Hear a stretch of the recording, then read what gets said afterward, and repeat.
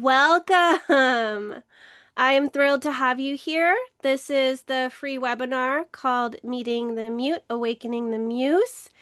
We are going to be digging into your subconscious, to your psyche, to your biology. You're going to learn a lot here, but I'm also going to give you resources and tips so that you can move from suppression or reactive expression to soul aligned expression. So I'm honored to have you today, and this is going to be a truly powerful and also tender exploration.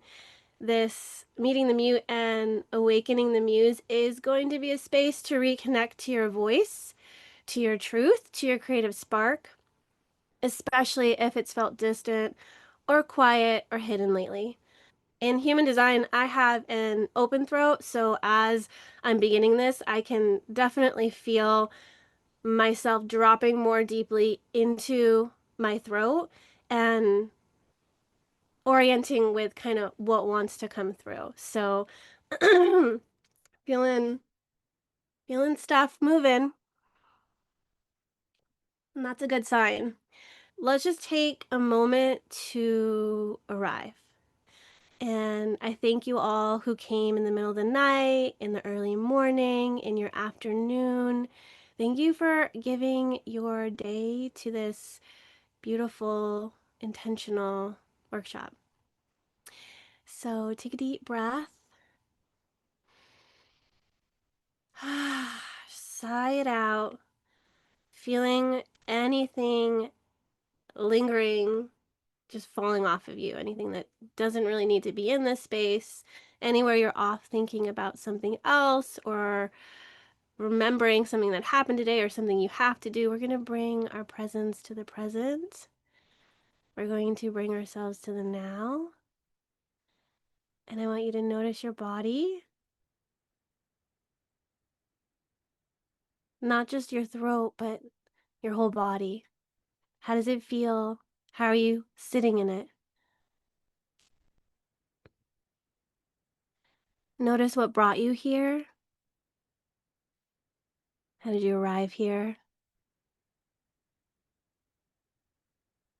All of you is welcome. And we're going to work on noticing what's alive in our bodies and our psyches. Gently notice, is there any part of you that's holding something? A word maybe that has been unspoken, or a tender emotion. Maybe you haven't had a moment to ask yourself, how am I feeling? How am I doing? Maybe there's a truth lingering in you, something you want to name, but it's not quite coming out. Maybe a pain came into form and you're kind of aching somehow. Or maybe it's some other kind of existential ache. Either way, you're not alone. We all go quiet in different ways.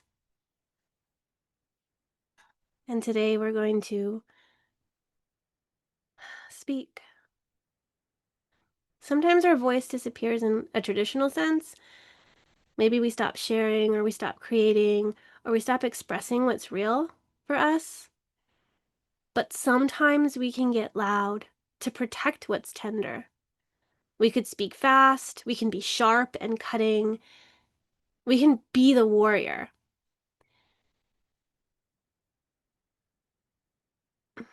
We're just disconnected in some way.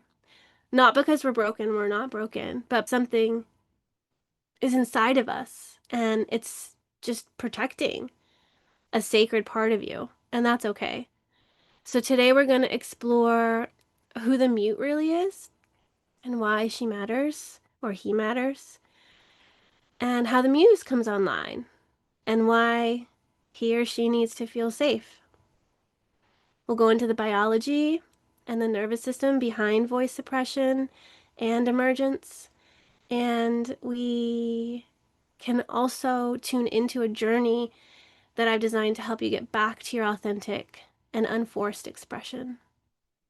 So remember, you're not broken. We're not here to fix, because nothing's wrong with you. Even if the mute is alive, there's nothing wrong.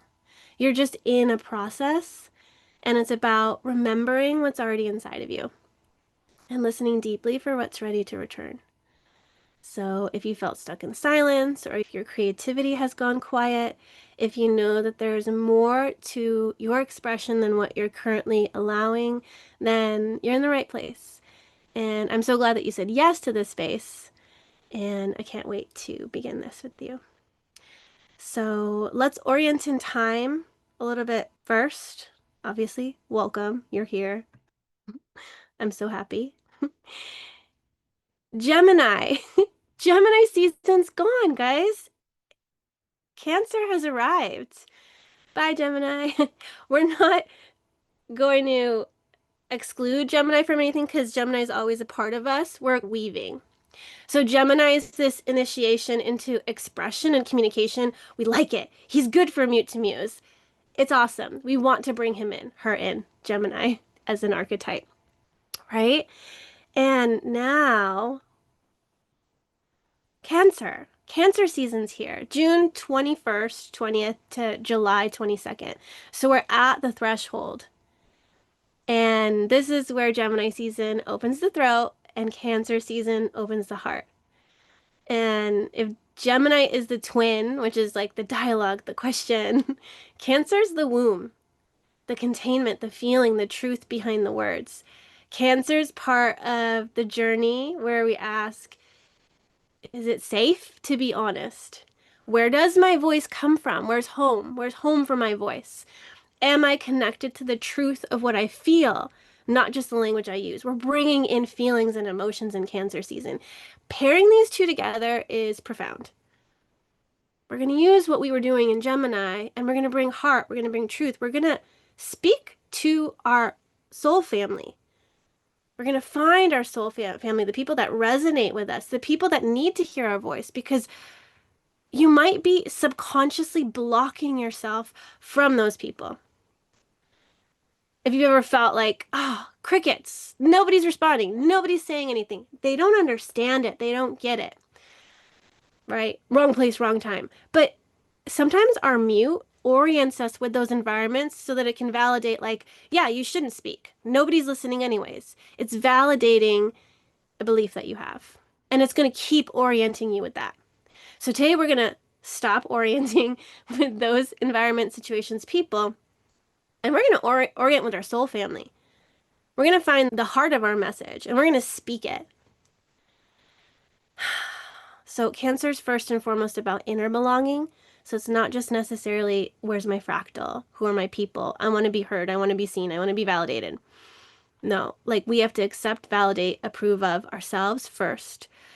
Let me tell you, when you can connect into the truth that's inside of you, and you know that you're in integrity before you speak it, when you speak it, even if someone is like, you shouldn't have said that. I can't believe you did that. Why did you send that email? Why did you do this? Why did you? Because I felt like I must. Because I knew my voice needed to come out. That's how you speak from a place of, I got my back first. I'm not looking for validation. So whatever I say, I'm not waiting for someone to validate it. I'm not waiting for someone to approve of it. Because you're so anchored in knowing that, is it an integrity? Is it loving? Does it come from a place of heart, not wounding? And am I clear in my messaging? And there's always room for improvement. So sometimes when people correct us, that's something that we also need to come into account for, is that maybe what they're saying does hold a little bit of truth. So what can I learn from this? Not making yourself wrong, but making yourself more. How's that feel? Does that feel good? Does that land for you? I'd love for you guys to be interactive in the chat. I'll have the chat box up and looking at what y'all are saying. I would like this to be interactive as much as it can. I know I'm going to be speaking a lot, but there'll be moments where I'll invite you to chime in, and I'd love to hear what you have to say because it matters, and I want to know what's resonating. Okay, let's go. Let's move on. Thank you, everyone. Thank you. Cancer. Okay. So where was I at? Inner belonging. So Cancer's about inner belonging. It rules some of that nervous system and emotional memory because it's water. It's linked to that stuff. And our most instinctual need to feel safe. And you're going to learn today that feeling safe is something that is so important to cultivate if you're working on your creativity, if you're working on your expression. You're not going to put anything out there if you don't feel safe. And that's not something the external needs to provide for you. It's something that we need to start transforming inside of ourselves. Not to say that there weren't moments that you rightly shouldn't feel safe, but we don't have to be in hypervigilance all the time for, am I safe or not?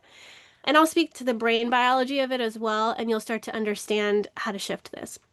So while Gemini season is going to move ideas, Cancer holds the emotions that carry those ideas. Have you ever, you can tell when someone has emotion behind their words.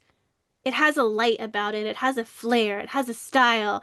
And even when there's a written word, you feel the emotion. And I think that's why some of us can tell when ChatGPT is up in the internet. It's like, you didn't write that.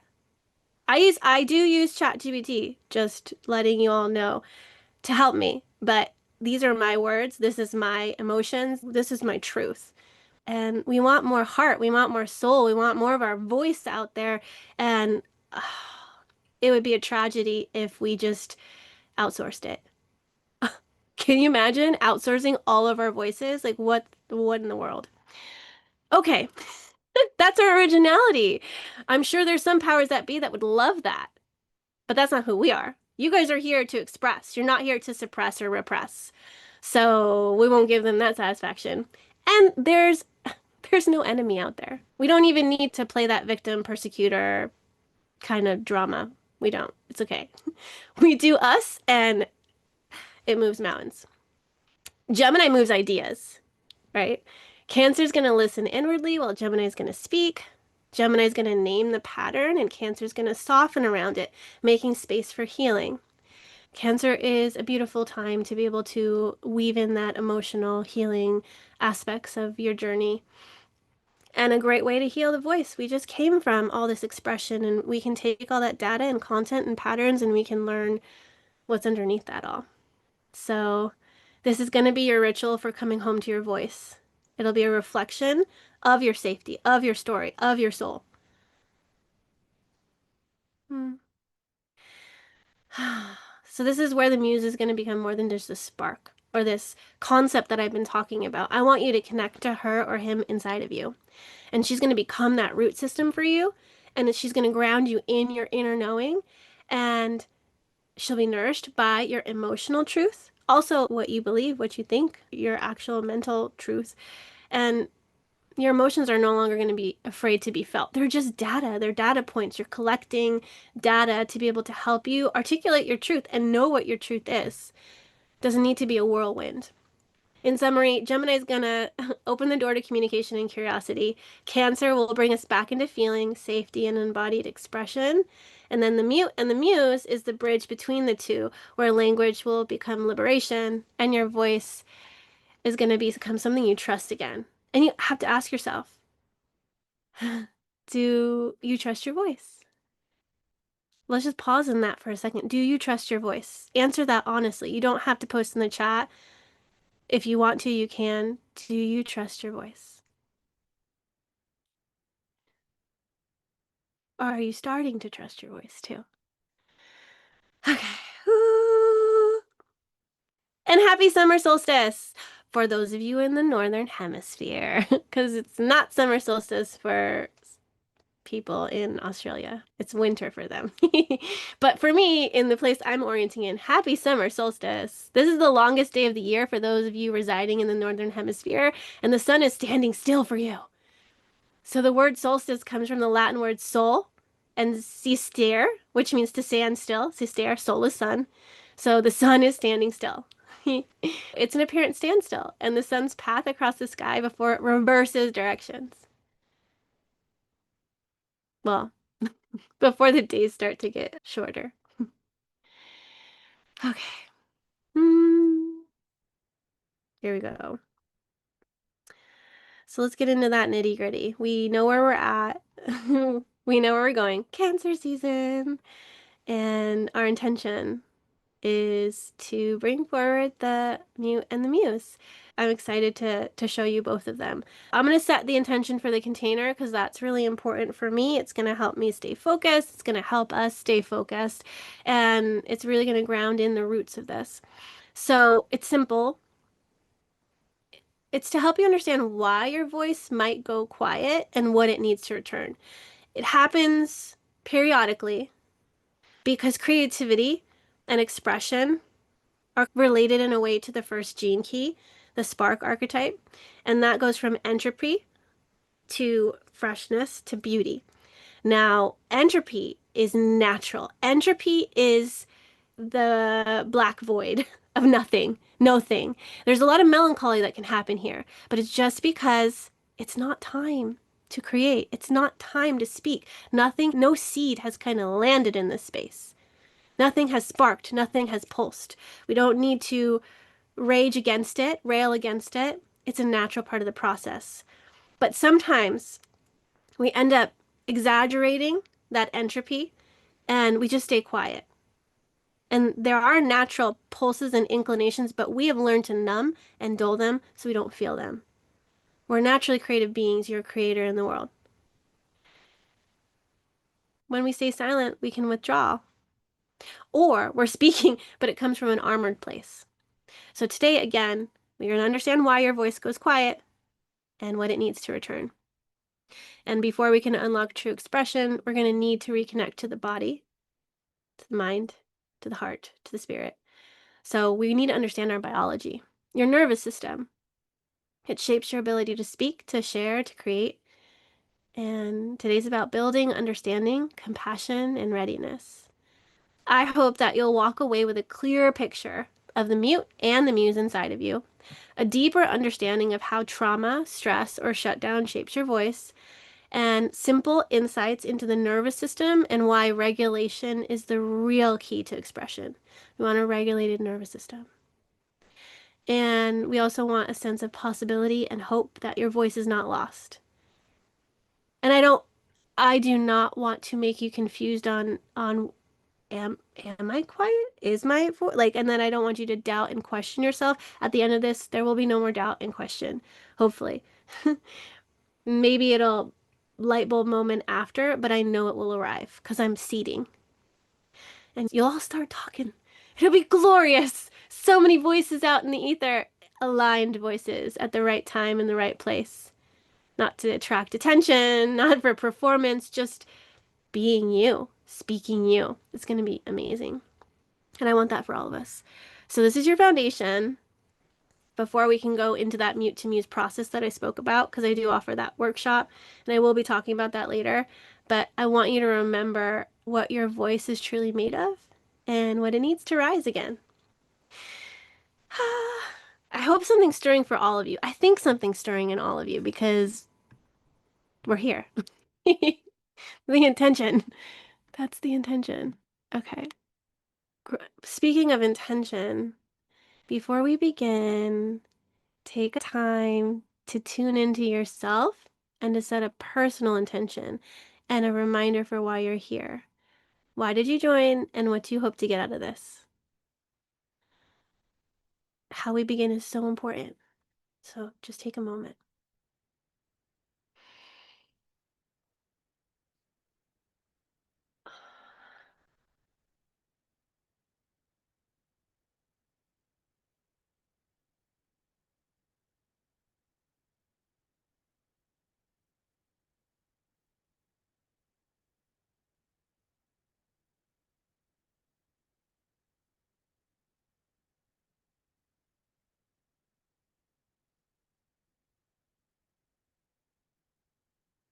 Okay.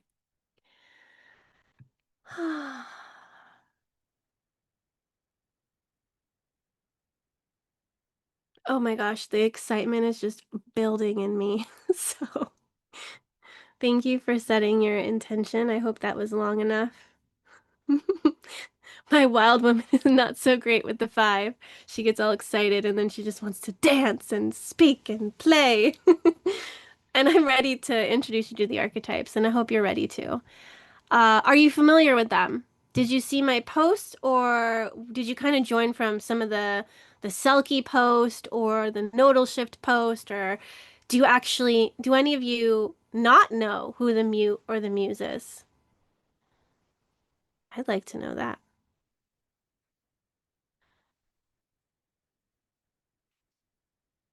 I don't know. Some of you don't know. I'm so excited to tell you then.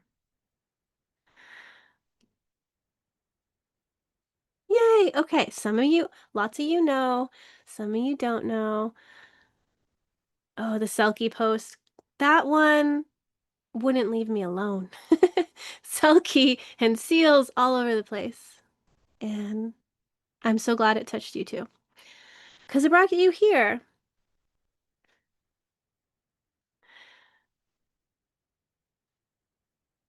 Hey, everybody, thanks for putting your intentions in as well. That is beautiful. All right. So this is the mute. And the mute and the muse are both inner archetypes. And they're not connected to gene keys, human design, astrology. They are part of your psyche, like Jungian archetypes. It is connected to your expression. We have a mute and we have a muse. And I find that it's extraordinarily helpful to connect with archetypes because they help us separate parts of ourselves instead of looking at this big, whole, complicated, beautiful part, like I want to say mess. I'm going to say mess. This mess of us that is a beautiful mess. And so when we can just focus on expression and know that our expression weaves between two archetypes, a mute and a muse, then it makes it simpler to digest. And then we get to bring them back into the wholeness. We separate to then unite. We separate to name, to identify, to understand, and then we bring it back into wholeness. And there's hopefully not as much friction or misunderstanding with these archetypes. And Rebecca asks, how do you move the muse when you are conditioned into the mute? I am totally going to answer that question. That's the whole purpose of this call. All right, this is the mute. And the mute is an inner archetype who learned that silence was safer than expression. She's not broken or wrong. She's protective, she's perceptive, and deeply attuned to the environments that once shaped her, that are shaping her, and that will shape her.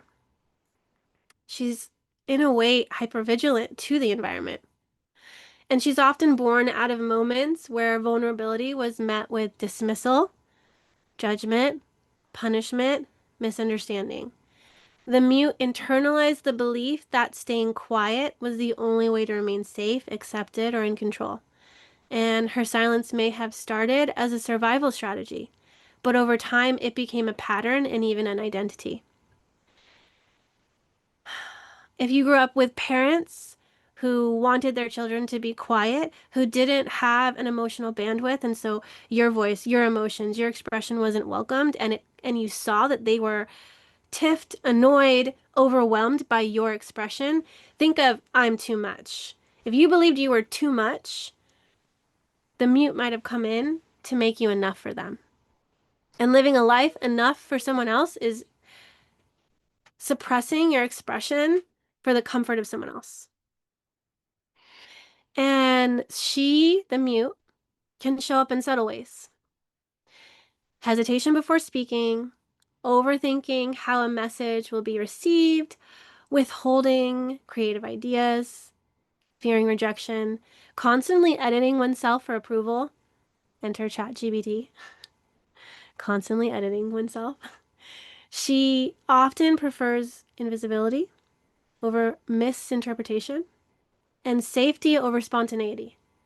So for some, she manifests as the literal loss of words, not speaking, holding back. And for others, she hides behind humor, perfectionism, pleasing others, only saying what they want you to say, not saying anything that is provoking or shocking or, oh, I gotta filter myself. The mute doesn't necessarily mean that we don't speak, it just means that we're censoring something vital to our authenticity. And that message needs to be heard in the world. Like, your authenticity needs to come out. I'm not saying you're not authentic. Let's not misconstrue that. but we have moments where we're not. And importantly, the mute is not an enemy. She holds real wisdom about what once hurt and what was once unsafe. And she reminds us that we have wounds. And she remembers where they came from, whether through family dynamics or cultural expectations or religious conditioning or even past life echoes or early experiences of being misunderstood. She's going to remember the sting of being too much, too emotional, too creative, too different, too perfect. All those things. All those projections and reflections we got from people that were like, oh, that didn't feel good. Or you were being praised, but underneath it, there was a lot of jealousy. And then you're like, wow, I don't really like feeling like people are jealous of me and actually want to see me fail so then they can rise up. That is something too. Her silence isn't failure, it's a testimony to the weight that she's carried and the sensitivity she's been holding. So if you are quiet or censoring, you are carrying a lot of weight and you're deeply sensitive. And that's the truth.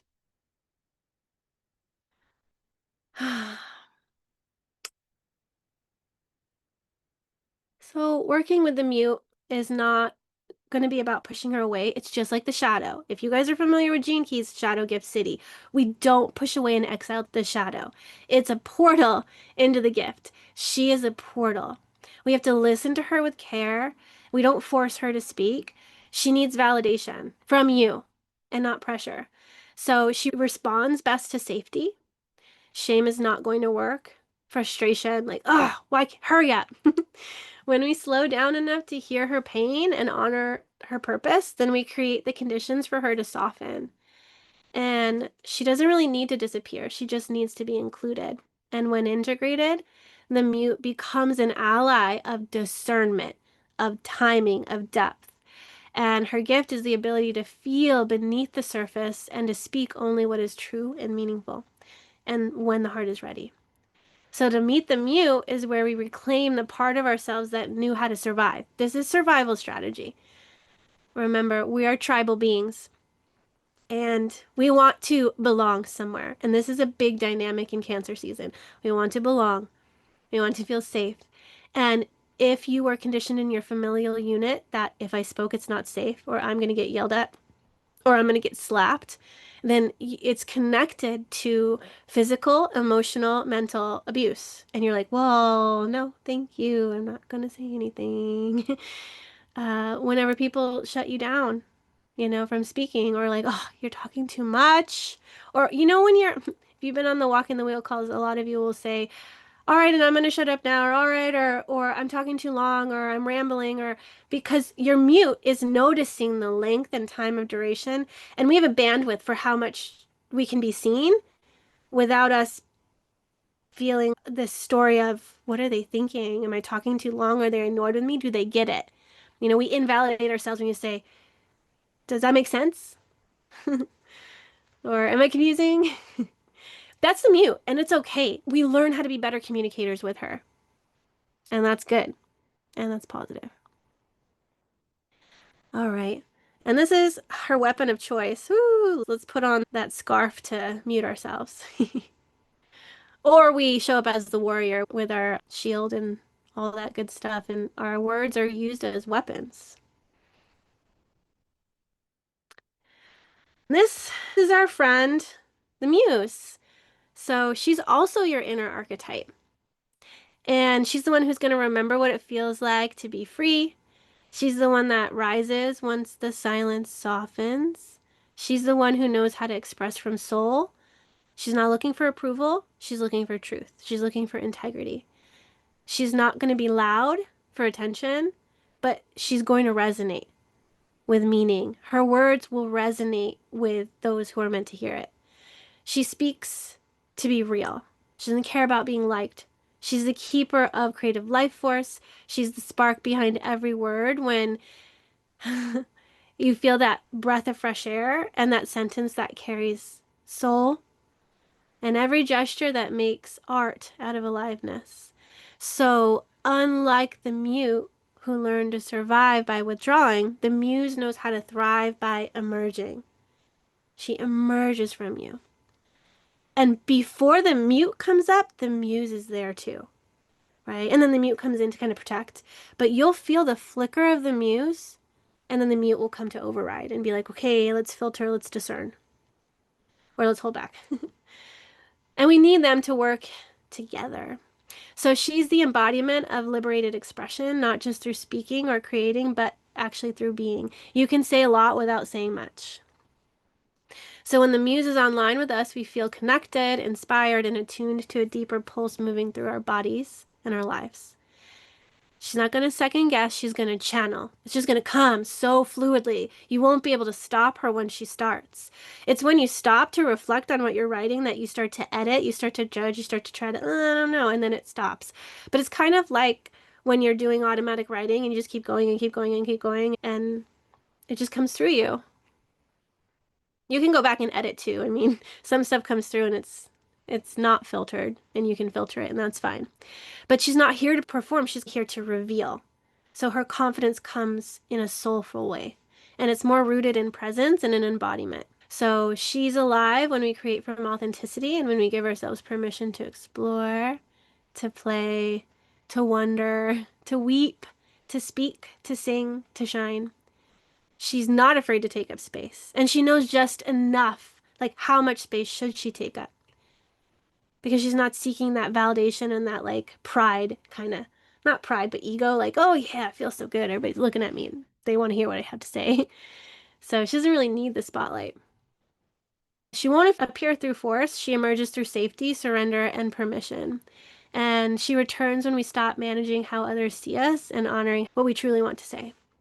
She's going to reclaim the microphone from our inner critic and she'll gently place it in the hands of our inner creator. And when she speaks, something stirs. Not just in us, it's important to have something stirring in us, but in other people too.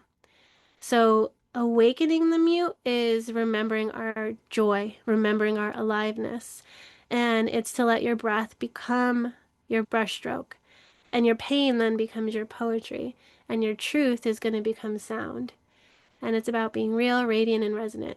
So when the muses met, something ancient and luminous awakens, and it's just this unshakable knowing that our voice matters and it knows what to say. And perhaps even more profoundly, the muse is going to remind us that we were never meant to stay silent.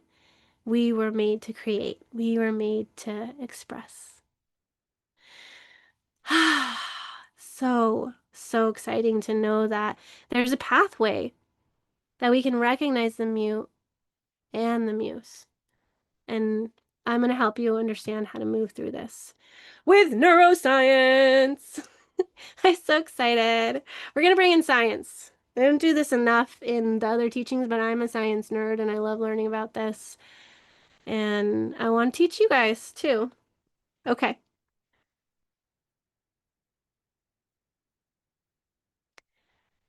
So your voice is biological. You have a throat, you have everything that makes you be able to speak, but expression is primal. We always needed to express. When we experience a threat, whether it's physical, emotional, the body may enter freeze, fawn, or shut down. Have you heard of fight, flight, freeze, fawn? Those kind of things. There are protective states. And often silencing our voice is what it does naturally. We yell sometimes, right? Okay, here's another thing. When you're driving, there's some of you who are horn happy, and some of you who like you're too late for the horn. You know which one you are when you're driving.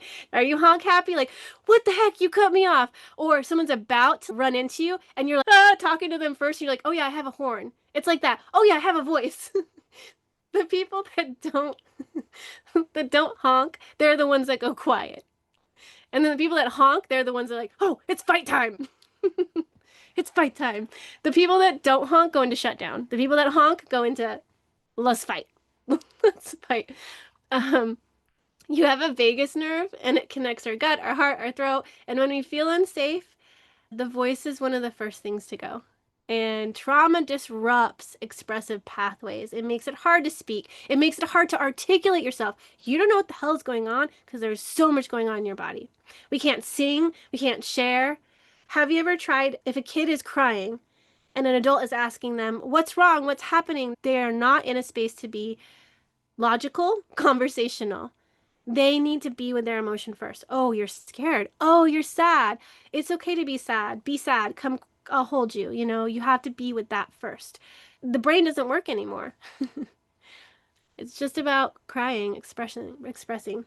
So this journey is going to help you move from that survival brain to the expressive brain, where your voice feels safe to return and where expression isn't just emotional or spiritual, it's neurological. You're understanding that.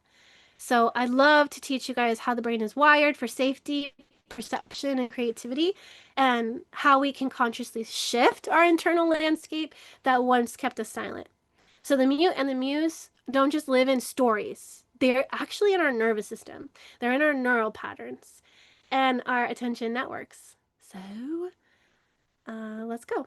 I have three that I want to share with you, three parts of the brain, and then we'll talk about the nervous system. So the first part I want to speak about is the amygdala. So this is the emotional alarm system.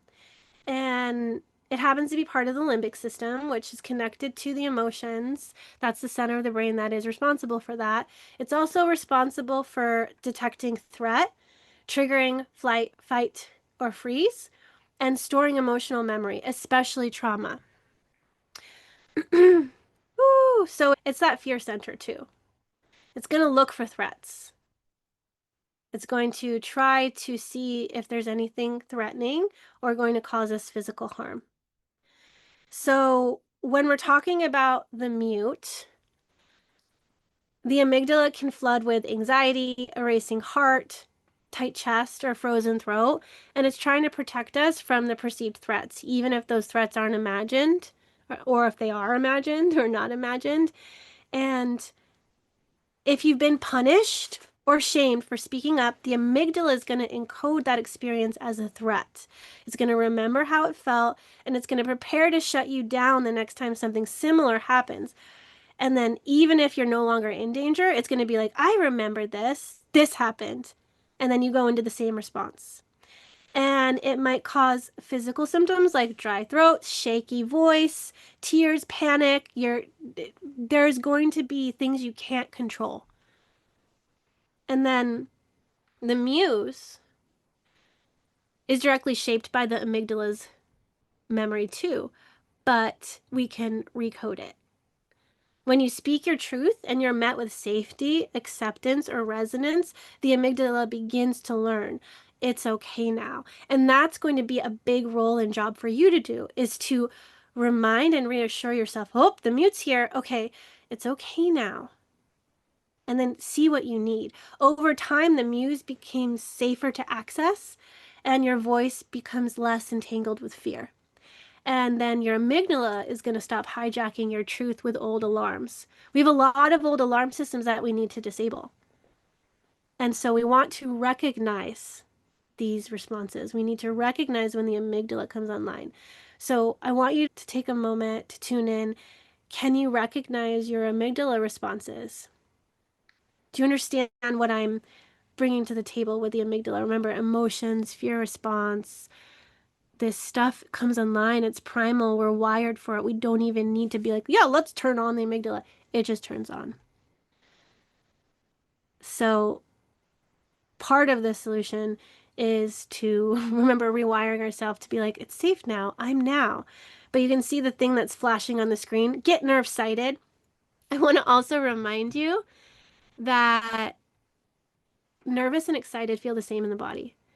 It's how you want to name them that makes it matter. So if you're going to feel nervous and excited at the same time, your brain's going to start feeling like, how do I identify this emotion? And you might say, I'm nervous, I'm scared, I'm whatnot, but really there's a part of you that's really excited because it's an edge. Because there's aliveness flooding through your body. And you're going to tell yourself, whew, I'm safe. Touch your body. I'm here. I'm now. It's okay. I'm safe. And even, this is another thing, I've learned this from a nervous system practitioner. Her whole purpose is to bring you into meditation, a meditative state, to relive that moment of trauma, be able to have a remote control that pauses it and says, let's just process this slowly. I know it happened really fast for you, right? And at the end of it, we always say, I survived. Our body may not realize we have left that moment. It is frozen in time saying, we didn't, are we dead? Did we survive this? It gets frozen in your body. And that's why you keep recreating experiences, because you want to have resolution, because you want to tell your body, we survived. And you know what we don't do as humans? We don't shake off experiences. We get shocked and then we go to the mind and like, what do I need to do? What's happening? And if we intellectualize it too much, we don't get to shake it off. And shaking it off is a really important part of it. That's what animals do. An animal's chased by a lion. If it gets away, it'll shake and it'll lay down and rest if it's safe. Did we shake and lay down to rest after that? Were we comforted or were we gaslit? Oh, you're making a big deal about this. Let me tell you, bandwidth is bandwidth. And if the experience is too much for you, that is valid. You know when it's too much. Somebody else may not feel like that experience was too much. You're like, oh, no big deal. No, not for you. For you, it's a big deal. Okay. Woo. Okay, the reticular activating system. This one is freaking cool. So the reticular activating system is a network of neurons in the brainstem that acts as a filtering system for attention, and it constantly decides what information is relevant and what can be ignored based on what you already believe, expect, or feel emotionally invested in. And I call this the gatekeeper of consciousness. This one, this one's going to notice what's familiar. This one's going to notice what's important or threatening. And even if you're not consciously aware of it, it's going to look for those things. It can also be very nitpicky. It could find the flaw very easily. That's off. That's wrong. Does anybody have the 18 or the 58 channel, or the 18 or the 58? You're going to notice what's off, what's wrong. And if your mind is primed and wired for that, that's all you're going to see. It makes great for editors or graphic designers or people that are in creative roles, because you can tell, is this off? Is this balanced? Is this da-da-da? But if our mind is wired for that, then it's very hard for us to find the things that are right. And then we lose the magic, because life becomes this chore of fixing. Fix this, fix that. But in this case, what is the mute and the muse doing? The mute will be filtering for danger. You're going to unconsciously start scanning for signs that it's not safe to speak. You're going to pull back, you're going to protect, and you're going to wait.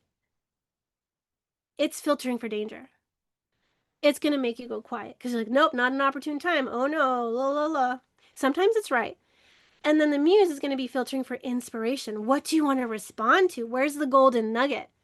You start scanning for signals that it's safe to create, safe to share, and safe to let something come through. You're going to listen, you're going to lean in, and you're going to respond. Sometimes the mute is right, and we need to, there are times to speak and there are times to not, but you'll be able to tell. When it's the mute, your reticular activating system might fixate on someone's body language or tone, and you're going to interpret it as disapproval. That may not be the reality of the situation. We're going to create our own narrative for why they can't receive us, why they don't like us, why we need to shut up, all those things. I have done this before. I know what it's like to be in the mute and the muse. I know what it's like to look to the person as I'm speaking to be like, am I saying the right thing? Like, what's happened? Yes, okay. Let me look at their response and reaction. I've done that before. I've been in the mute and the muse. I'm bringing this because I know what it's like to be in this. What's happening here? When you're the muse, you might begin to notice symbols, words, lyrics, conversations that light you up or mirror your truth. And then the mute, we're going to find yourself freezing or backing down even when no one's directly attacking you. You're going to feel into the subtlety. That doesn't mean it's not there. There might be a part of someone that you're picking up on that's like, ugh, annoyed, ugh, no more, or negative comments. But there's so many other people where they want your voice, they need your voice, but we can't filter that. We can't receive that because That's not what our brain is picking up on. If I told you to look for everything that's red, you're going to scan your room and you'll find everything that's red. Go ahead and do it if you. It's very easy to look around because your brain had a task. It said find red. It finds red everywhere. Everywhere. Or name another color. That's how it works.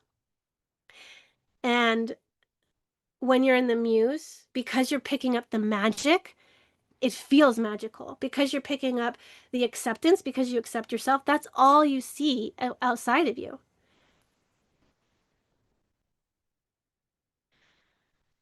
So, can you recognize that reticular activating system? Do you understand how it works?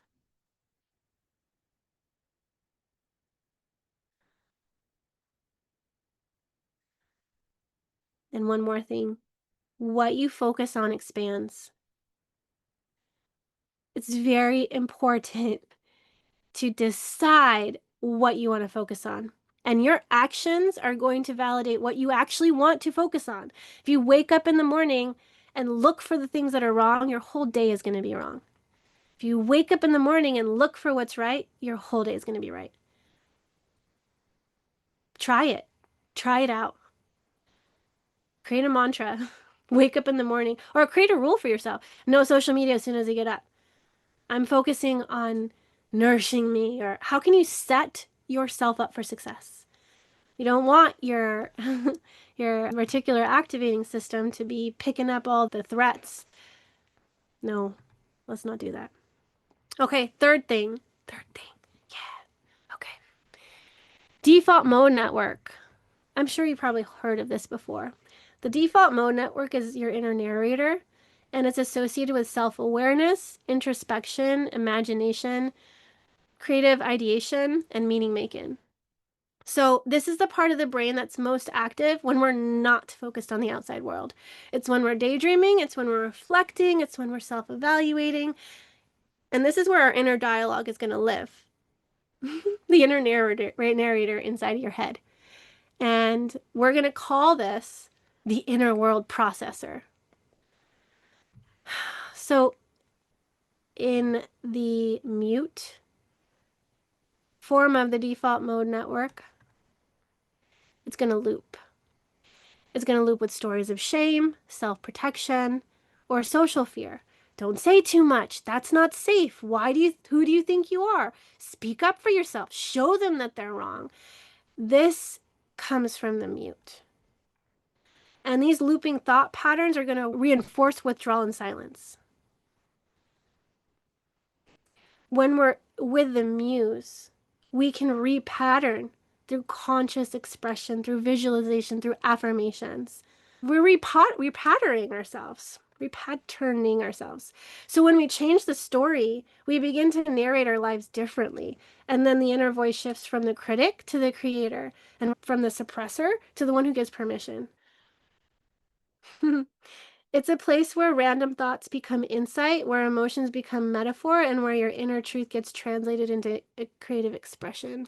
So the muse is deeply connected to the DMN because it's a space where truth has room to move and it finds its shape. Your default mode network can be active, but it can also be inactive. And the times that it's inactive is when we're in meditative or flow state. The default mode network activity is reduced significantly, and other areas of the brain begin to communicate and connect. Reduced default mode network activation is important because it improves cognitive performance, it reduces rumination and worry, and potentially alleviates symptoms of certain mental health conditions as well. So when the default mode network is less active, you're going to experience better focus, better attention, better working memory. Conversely, excessive default mode network activity has been linked to all sorts of conditions. So what we want to do is we want to quiet the internal dialogue, and the muse does show up. It can show up in the default mode network, but she really comes online and starts to channel when there's reduced default mode network activity.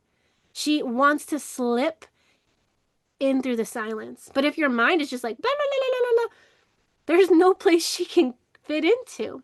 And that's why breath work, meditation, these kind of practices are really important. And meditation increases your flow state. So if you can get into theta, if you can get into different brainwave states that are going to reduce this, it's going to be way better for you. So do you recognize that default mode network? Are you familiar with it now? You get it? Yes. Think about your dream vacation. Is it on the beach? Is it in the mountain? Is it snowboarding? Is it sipping pina coladas? Like, what are you doing? Well, if you're imagining something right now, that's your default mode network. We're imagining, we're daydreaming, we're thinking about things.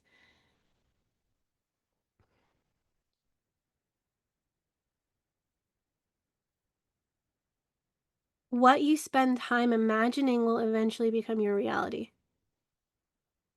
So that inner dialogue, we need to reprogram. We need to change what we are imagining. We don't want to look for worst case scenario. You don't need to be hypervigilant. I want you to imagine best case scenario. Best case scenario.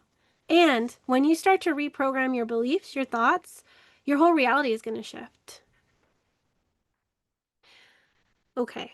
So the summary of this, no, stay right here.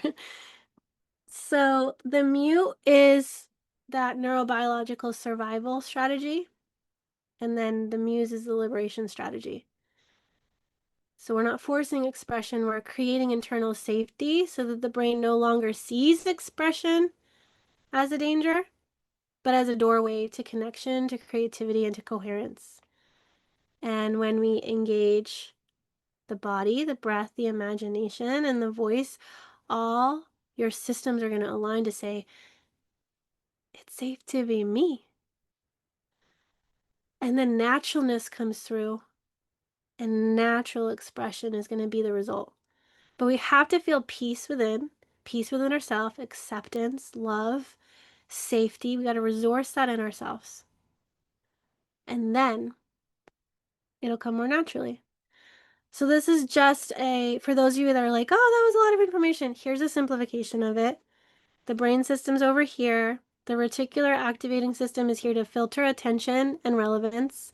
The mute will scan for threat and will shut down the voice.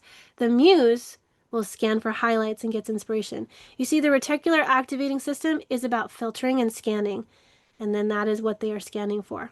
The amygdala is that primal fear kind of like, oh my gosh, emotions. It wants to tell you, like, fight, flight, freeze. This is what we have to do here. And in the mute, it's going to encode vocal trauma and fear and say, oh, yep, same situation. Don't speak. We don't want to get abused. Right? And then the muse updates the memory through self-expression. And the default mode network will support inner world reflection and creativity. The mute is going to be under attack, underactive if we stay stuck in survival. Underactive in terms of like, it won't let anything come through. But it might have a lot of dialogue as to why we shouldn't be talking or why that person and da da da, all the things. And the muse is going to activate during reflection and creative flow. Okay. So just for you so that it can be utilized, your amygdala, we want to create safety for ourselves. We want to be now, accept yourself, identify what's true for you, and ground into it and speak it. You want to accumulate more positive experiences and more ease in speaking. And then when it comes to the reticular activating system, we need to rewrite our stories. We need to say our voice matters, that our story is needed, and we want to find that proof in the world. We want to look for it, scan for it, and notice and thank those reminders. When we find it, we need to get freaking excited about it. Another validation that, yes, okay, proof, proof, proof, proof. You want a lot of proof. And then the default mode network, you're going to want to change your internal dialogue. Imagine best case scenario and breathe in, breathe out, and make space for magic. We want to breathe. We want to meditate. We want to slow down. Okay. We'll pause here. How are you all integrating and feeling about all that? Yay. All right. I'm going to do a little bit, like briefly, about the nervous system. Thank you, everybody. Yay! I'm so glad that you're following this and tracking. I think all this stuff is really important. Yes, cultivating peace is something we all should work on. All right. Nervous system. In polyvagal theory, don't worry about all the stuff on here. I just want you to look over here where it says safety, danger, life threat. Your ventral vagal nervous system is about like when you're experiencing safety, you're going to communicate, you're going to express. When there is a danger, we go into fight, and that's when the sympathetic nervous system comes online, and we're like, oh, here we go, let's fight or let's run away. And then when we go into like life threat, that's where we like, oh, play dead, shut down, collapse, nothing can happen here.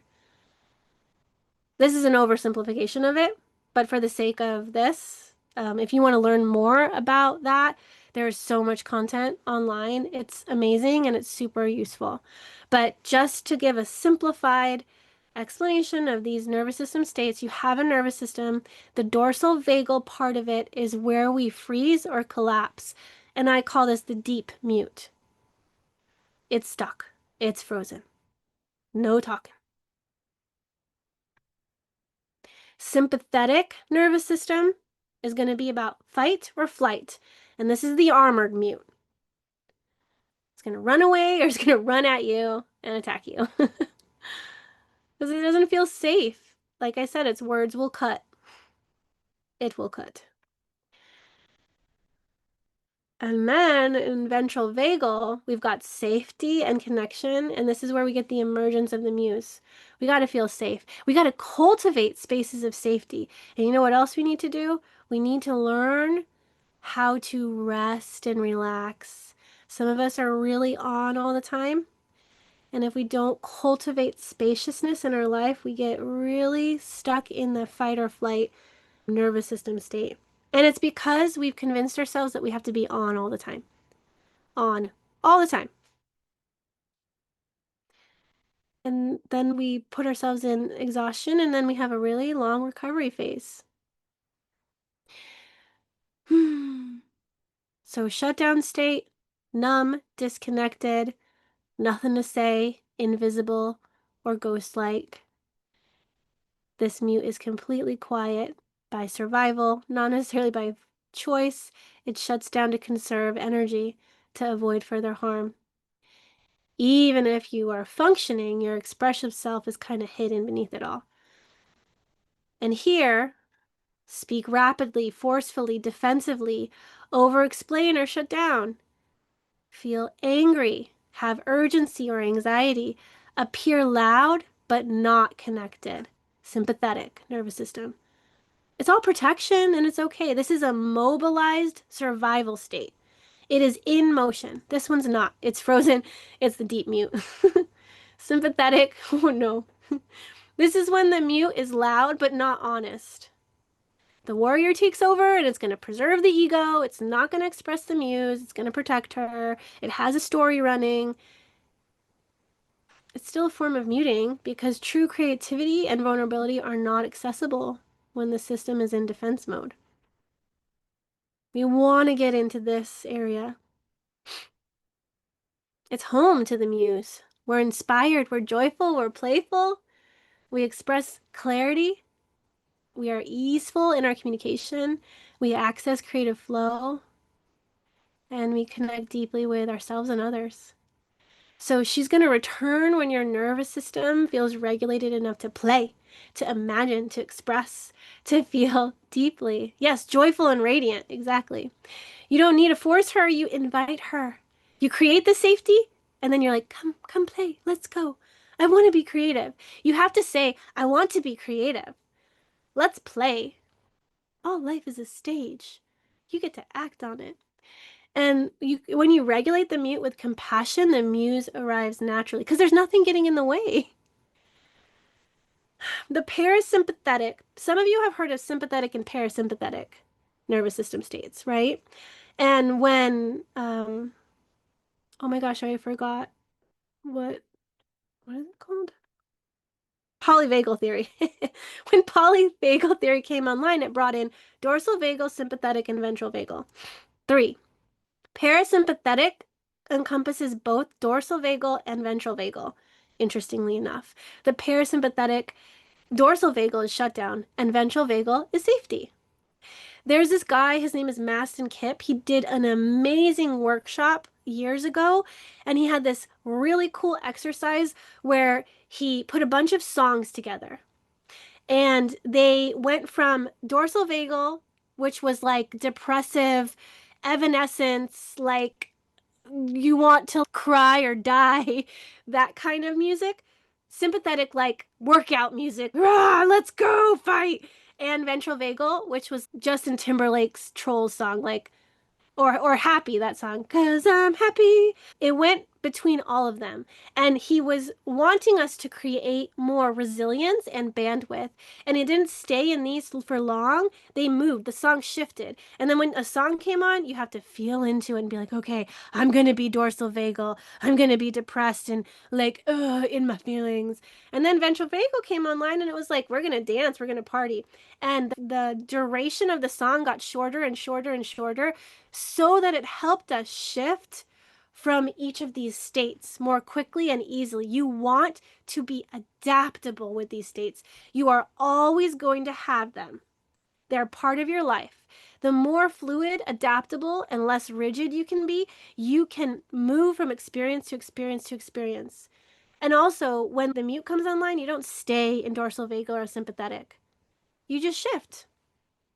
Healing means moving from dorsal to ventral, from collapse to connection. And the goal isn't to fix the mute, but we have to listen, we have to witness, and we have to tend. So this is just polyvagal theory again. I want you to look at the middle one, not all these words. But the main thing to know is that you have a window of tolerance, and it can be really small or really big. We want you to build your muscle in the window of tolerance so that it becomes bigger and bigger and bigger. And so we don't move into dysregulation so easily. We don't go into hypoarousal or hypoarousal, fight, flight, or freeze. We stay because we have a really big zone of tolerance. And that's just going to take working with your nervous system is resourcing safety, changing the narrative, getting with your triggers. So, yeah, well, let's do that. I'm going to speak through this a little bit quickly, but when you're dysregulated in your communication, your words might fall flat. There isn't much of a response. People aren't getting it. It's not connecting. You're going to over explain, but then you still don't feel heard. You feel disconnected from your own words. You share vulnerably and then immediately regret it. Not fun. You mimic how others speak because your own voice feels distant.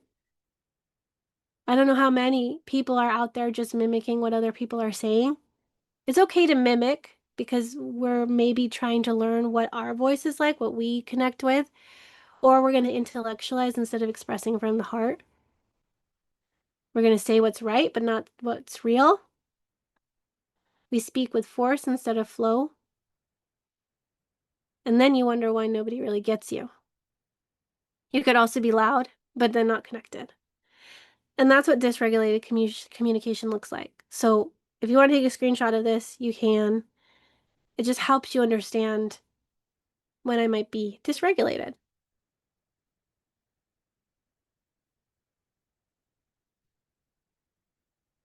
But I do just want to take a moment to kind of feel into the body, forget what you just heard, and feel into your throat, into your body. And I want you to connect with what it feels like to be dysregulated. Bring that up. Know that it's temporary, we'll shift from this, but what does it feel like to be dysregulated, to be the mute?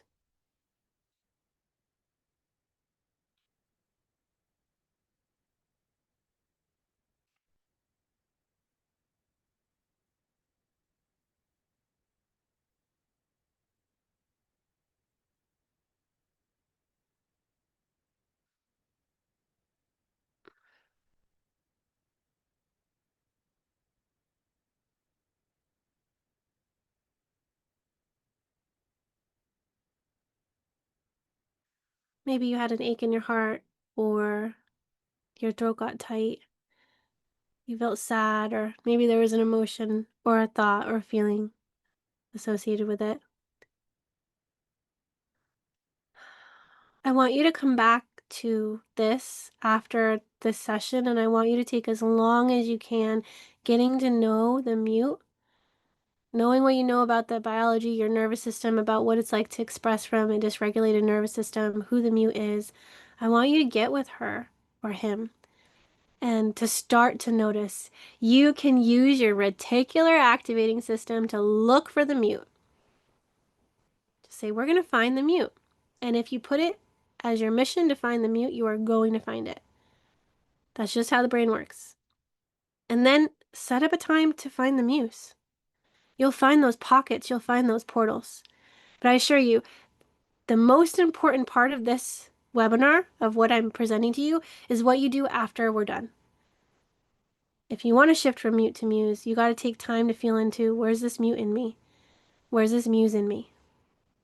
And to start to feel the subtleties of when it shifts. It's just like Gene Keys in Human Design when you guys are looking at the shadows, the gift, and the city. You know when you're in the shadow, you're familiar with it. And the gift feels different. So that's what I want you to feel into. And again, operating in the mute is going to disconnect you from your authentic voice. It's going to disconnect you from your fractal. This is you. This is your fractal. And you can't have access. You're going to be speaking, and there will be crickets. And I know we've all had that before. I mean, I've that's happened to me before, and it doesn't feel good to be like, oh man, didn't land, didn't hit. What happened here? We can reflect and see what was my come from? What was my state of being? How did I express? What did I express? From what place did I express? Everything is data. Don't feel bad when you're in the mute. I'm in the mute. I'm sure I was in the mute and the muse throughout this whole mute and muse webinar. It's a flow state. And I had to notice what was my inner dialogue, what was happening in me, and to be like, it's okay. We're going to move and shift. Are you adaptable? That's a question that you can ask yourself. Am I adaptable when I'm shifting? All right, aligned expression. And we're almost complete. I have a few more things to share, but you all have done a really great job sticking with this and following and tracking. So when you speak and you're aligned, your words are going to feel alive. They're going to feel grounded. They're going to flow. You're going to feel this kind of rush through you. And you're going to be grounded in integrity because you're going to speak from clarity, from that integrity. You're going to feel connected to what you're saying. It's going to have a home in you. People are going to feel where your voice came from. They're going to be like, whoa, that was deep. Like if you guys interacted with the Selkie post that I put, that came from a deep place in me. A lot of recent posts that I've been doing, they've been coming from really deep places in me.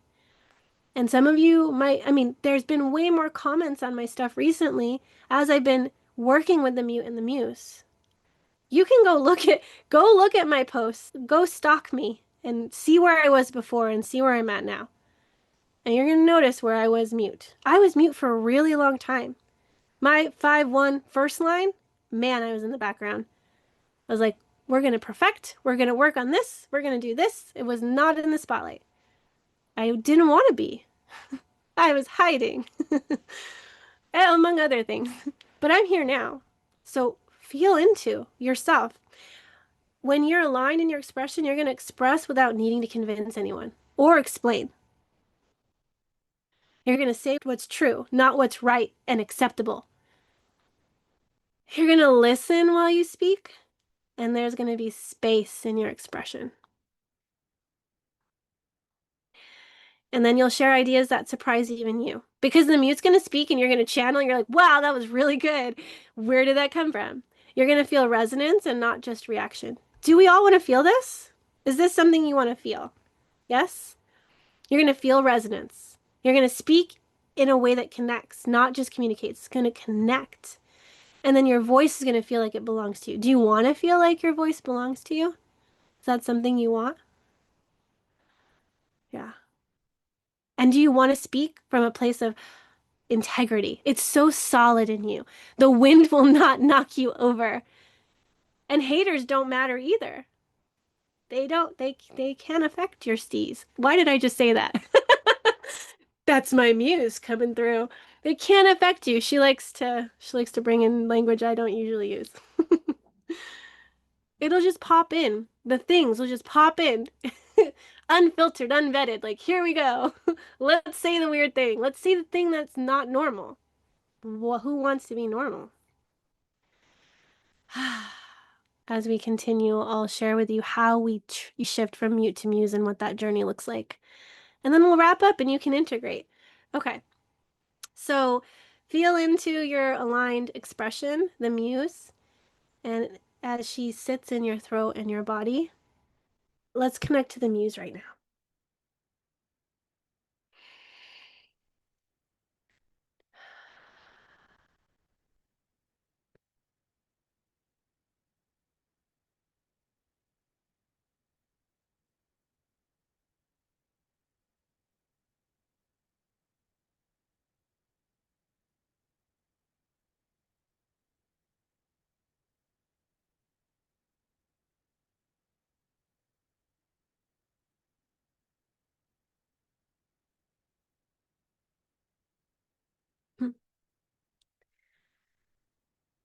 Maybe you had a thought, maybe an emotion came up, maybe you felt laughter bubbling. Whatever it was a breadcrumb on that trail to the muse. Make sure you sit with her more. Okay. Please stay till the end. We don't have that much longer. I would love to share with you this journey, this process, and I have special stuff for you. So, we spoke about biology, we spoke about the nervous system, we spoke about all this stuff, but now we're going to talk about the journey we go through when we begin reclaiming our voice. So, this is an arc we follow with the mute to muse. It's a process, it's not a rigid formula, it's a rhythm, and we can skip around in it. And it's not something that we rush, it's something that we honor. Just like when you're done with this, you're going to come back to the mute, you're going to come back to the muse. You're going to watch the replay and you're going to screenshot stuff because your hand couldn't go fast enough.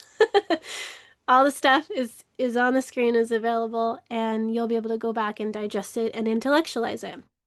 But the good thing about this process is that um, it's going to take you it's going to take you on a journey so that you can understand these phases that get you to expression. And if you hang out too long in one space, it's because you need to. There's not too long, too short. It's like a pace that's right for you. So I'm going to outline the journey. There's 7 steps of the journey. But the first step, like we did today, was intention setting. It's to create a conscious container for your transformation. So if you're working with the mute and the muse, you're like, I want to know the mute. I want to know the muse. Whatever your intention is, I want to create a post that feels so much like me. I want my voice to come. I don't even know. I can't even conceptualize what you want, but there is a dream, there is a wish, there's a goal inside of you. And this process can help you bring it to action, can help you get to your muse. You don't want to communicate, express, put out there from the mute. You will at times, and then you'll learn what happened when you were in the mute. You'll have more and more impact and expression and truth and integrity when you're in the muse. And I hope and I pray that you'll be able to see that, witness that bloom in you. So this is about the conscious creator. Most people skip this step. They just go straight into the process. But I don't want you to. I want you to feel safe. Your voice isn't going to come if it doesn't feel welcome, if it doesn't feel safe. So this is where you attune, and it's actually where you create the container for yourself. It's where you breathe that container open and you get clear on what's rising or what you're wanting to put out there. Because when you set an intention, your system starts preparing to meet it. The 53, the initiator, beginnings. You can't just shoot an arrow. You gotta know where you're aiming at. And if the more specific you are, the better. The more vague you are, it's like, okay, the the bullseye is really big and wide. And it's okay. Specific, non-specific, okay. Second step is hearing the mute. You got to get attuned to be able to witness the part of you that silences or hides. This is where we stop pretending that silence is a problem. It's not a problem. I'm not creative. Nobody listens to me. No, it's welcome. We're going to witness the part of you that hid. Not because you're weak, not because you're not smart, not because whatever it is, whatever the story is. In this phase, we're going to name what it is and what's true without judgment. You can't move through something if you can't be with it first. You have to be with it. So you got to make space for the mute, and she's got to feel safe with you. She's also protecting from you, too. Third phase, feeling the feelings. The mute will hold an emotion. Maybe grief, maybe tension, maybe fear. This is where emotional alchemy comes in. We have to let the body process what the mind tried to fix. We want to metabolize the emotion. We want to complete the arc of the emotion. We got to feel it to completion. And when you allow that movement, something starts to shift because you've made space. Our life is going to keep bringing us experiences to help us complete an emotion. I talked about the 53, the initiator. It is the beginning of the collective abstract circuitry, emotional circuitry. It's all about give me experience to help me mature and grow and evolve and expand. That encompasses an emotional experience. It will not make sense. It's not logical. It's abstract. It is mythical. We are living a mythic life, and we have experiences that are shaping us, that we have to go through to extract wisdom. We're all heroes on a hero's journey, and heroes have to find the medicine. There's medicine in every moment. And sometimes we abandon the medicine because we don't allow the feeling to alchemize enough to give us the medicine. We have all this abundance of healing and resources and amazingness that we abandon before we strike gold. We're like, I'm done feeling this. Oh my God, my arms are so tired from whacking away at this rock. But gold is like right there on the other side. And without the 42, the 53 like starts things and doesn't finish them. So, but I have both of those. So if you're in my container, we go and finish what we start. Okay. A little bit longer. We're almost done. I know we're 4 minutes over, but we're like so close to being done. Boop. After you feel the feeling, you awaken the muse. And this purpose of this is to activate the part of you that is alive, expressive, and radiant. This is where the spark of creativity stirs. She returns when it's safe, when there's space. You make space by completing an emotion. The mute is always connected to a past experience that needs resolution. And we just gotta work through that. I have a process. We're going to do workshops. Mute to Muse is coming next week. If you're like, this is too abstract, how do I do this? I'm gonna take you through this process. You're invited to the workshop and we'll go through this. And then you can do it forever and ever after it because I've just given you this process. You don't even need me anymore. Isn't that skippy? Okay. So the muse is your natural state and she just needs room to return. Then we speak the signal. This purpose is to express our truth without needing to be perfect. It's the real thing we're speaking. It's not polished. It's what's true. And she begins to talk. So we awaken that muse and then she's like, I got something to share with you. And then integration to anchor what's been experienced into your daily reality.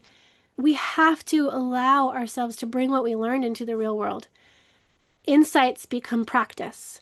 Because what good is finding your voice if it disappears the moment life gets loud again? We have to anchor in what we've reclaimed into our body, into our breath, into our daily life. And she's got messages. That's why even doing this one time, you just got some medicine. You just got some of the gold nugget, right? But there's more. You don't do this once and you're like, yeah, I'm done. No, you do it over and over again. And then lastly, we have to end with gratitude. It completes the circle. We honor the journey as part of the you that said yes, and we open our heart to what's next. We have to recognize what an amazing job we did and have gratitude for whatever emerged, regardless of expectations. You could have said, "This is my goal." And you may have taken this side quest and it brings you somewhere else. You're like, wow, I thought I was going to be doing this, but I'm not doing this. And here's what emerged. Don't judge what emerged. It's exactly the right time, the right place, the right thing, the right medicine. Okay, so that's the whole journey. And I'm going to post the workshops that I'm hosting next week. I'm going to take you guys on this journey. You have all the foundation you need. You have all the science, all the information, everything about Mute to Muse. Some of this stuff, when I did it the first time, we ran through this stuff in the beginning of Mute to Muse. Now, since this is already done, since you're already preloaded and have the foundation, we only have to do a quick recap of what this is, and then we can have more spaciousness for the process to really go into this deeply. And you're going to find medicine, you're going to find healing, you're going to find your voice. What I've also done is I've created and programmed a guide that'll help you on your journey too. And her name is Sage. And I have programmed her to guide you and help you move from silence to truth, from protection to expression. She's going to be available 24/7. I even programmed her so that if you type in a particular phrase, she will help you through the process. So if we're in the workshop together and you get stuck, you go to Sage and you type in, "I want to feel." And she's going to help you through nervous system techniques and nonviolent communication and all these things to help you process that emotion if you feel like you're getting stuck or if you get stuck anywhere in the process. And she's a support, right? It's a journaling companion, and it's here for you during and after the workshop. So you get access to her when you sign up to the workshop. And what that means is that she knows the whole process of Mute to Muse. You get to go back to her afterwards. And the only people that are getting Sage are the ones that are going to sign up this weekend. I'm not including Sage in the regular workshops. It's only people who take initiative and action to sign up today or this weekend, since you'll need to watch the replay and stuff. So Sunday night is when Sage goes bye-bye. And Sage is amazing. Christine wrote in the chat that she's awesome. And I've had so much really amazing feedback from people that have interacted with her. She's here to help you integrate and reflect on your experience and then stay connected to your voice between sessions. So you're going to ask questions about the phases on the journey. You're going to journal with a wise witness. You're going to reflect on your mute moments and your muse awakenings. And you're going to receive gentle prompts when you feel stuck or unsure. And then you're going to be reminded of what you've already reclaimed. So she's not going to replace your intuition. She's going to mirror it. She's going to mirror you. She's going to deepen it. It's all about what you feed into her that she's going to come back and help you move through. So your voice doesn't have to fade when the workshop ends. You have support, because I can't give support forever and ever. And she's here 24/7. So she's going to meet you wherever you're at, wherever you need to be. But the workshop, I created it because if you're resonating with the mute and the muse, the archetypes here, then you're going to want to bloom. You're going to want to go through this process to see, how can I be in the muse? If you're hearing the mute but haven't felt the muse in a while, and if your voice feels distant or frozen or fragmented, then obviously it could be helpful. It could work for you. So you don't have to navigate it alone. And we can bring in this process to help you work through it.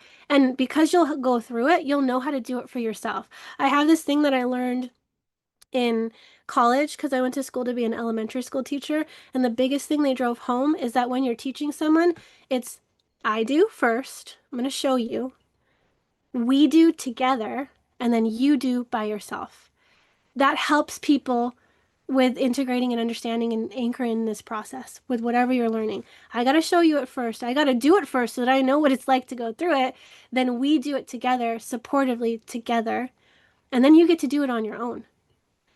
And for those of you that already did the workshop, way better live. Obviously, Sage is amazing, but if you want to join the workshop again, it's going to be new and improved, more spacious. We're going to be able to work through this very well.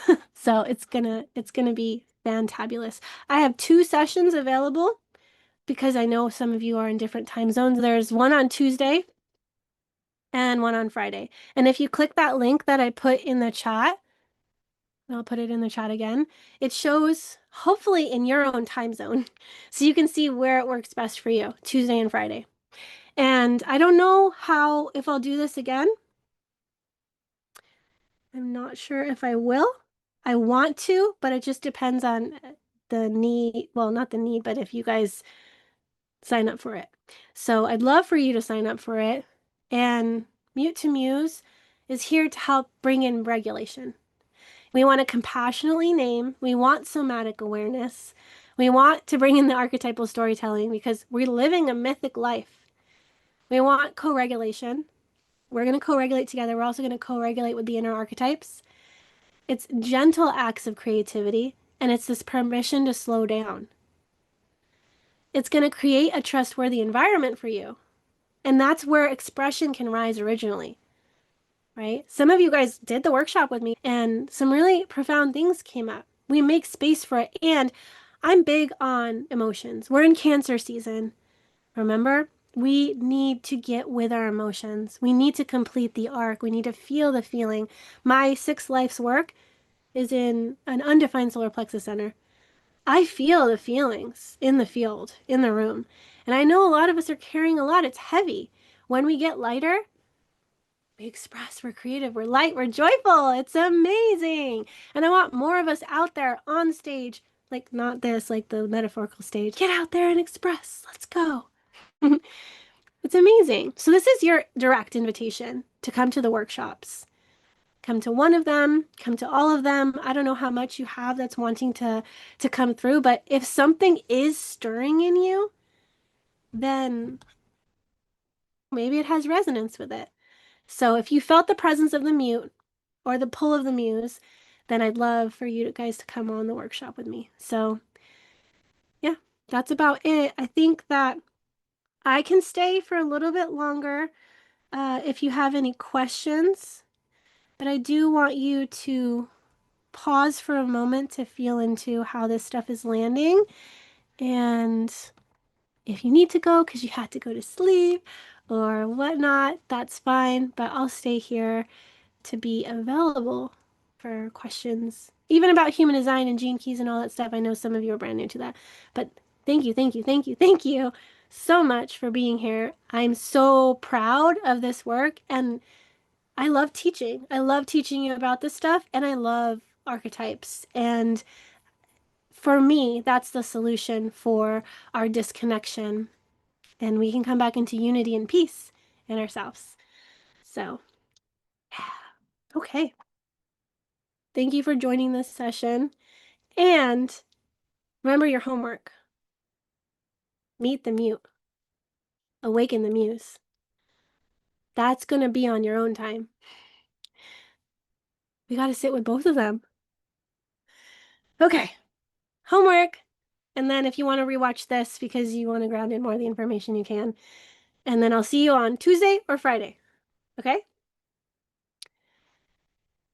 Do we have any question? Yes, it's one, Nicole, it's one live session. There's 2 sessions available. You only need to sign up for one. If you feel like I got some work to do, I'll sign up for both. You can do that. Remember, if you sign up this weekend, you get Sage. It's just for you guys that have attended this webinar, and she's amazing. I'm like outsourcing myself. Go with Sage. You can do this journey however long, however often you want. You're so welcome. I'm so glad that you got great stuff from it.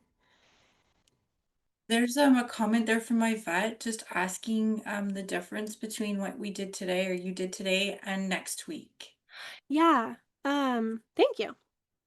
And thank you, Yvette, for the comment. This was all the background information. It was informational and some somatic because I wanted you to tune into these parts. I was just giving you information so that you can start to connect with the mute and the muse. So next week, we are doing this. That. We are doing this whole process together. We're intention setting, hearing the mute, feeling the feelings, awakening the muse, speaking the signal, integration, and gratitude. That's the whole process of mute to muse. And I have obviously this is like bare bones and not the details, and it's not the whole process. Like, we're gonna walk through it. So this is what we're doing in the workshop. That's a great question. That's the Mute to Muse journey, is these 7 steps. And we'll do it together. And you'll have Sage, because you're gonna sign up before the weekend's over, and you'll get Sage. She's amazing. I'm amazing. I keep saying Sage is so amazing. I'm amazing too. And you're amazing too. You mentioned in one of your posts in Telegram for this session the North and South nodes, and specifically gate 22 and 47. Just curious if you could just connect these to the Mute and the Muse. I have the 47 in my North node and the 22 in my South node. Ooh, so this was a nodal kind of swap for you. Okay, great. Thank you for asking. So, the 22 is a Pisces gate. Pisces is another water sign. Emotional alchemy is happening here. We're in the sign of Cancer. And so we've got Cancer as our zodiac season, and we've got Pisces as this North node. We're needing to honor our emotions, let them sit at the table so that we can alchemize. The 47 is the alchemist, and it's here to transmute the past. Start to understand, why did things happen the way they happen? And remember how I said it's about completing the arc? We want to finish our myth, finish our hero's journey, and at the end of that, we're reflecting on what we've been through because we felt the feeling.